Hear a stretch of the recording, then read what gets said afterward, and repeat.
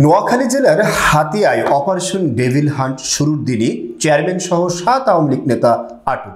তথ্যচিত্রে সাব্বির ইবনে সিদ্দিক, নোয়াখালীর হাতিয়া থেকে। নোয়াখালীর হাতিয়ায় যৌথ বাহিনীর বিশেষ অভিযানে 7 জনকে গ্রেপ্তার করা হয়েছে।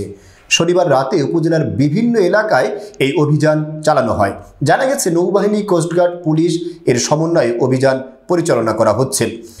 চর ঈশ্বর ইউনিয়নের সাবেক চেয়ারম্যান এবং চর ঈশ্বর ইউনিয়ন আওয়ামী লীগ সভাপতি আলাউদ্দিন আজাদ, তমরুদ্দিন ইউনিয়নের সিরাজুল ইসলাম ওরফে রাকসান, তরমুদ্দিন ইউনিয়নের আব্দুল মাজেদ পলাশ, তরমুদ্দিন ইউনিয়নের আব্দুল জাহেদ, হাতিয়া পৌরসভায় 1 নং ওয়ার্ডের সাদ্দাম হোসেন, নিঝুমদ্বীপ ইউনিয়নের আজিম উদ্দিন, হাতিয়া পৌরসভা 3 নং ওয়ার্ডের আবুল কালাম বিটু।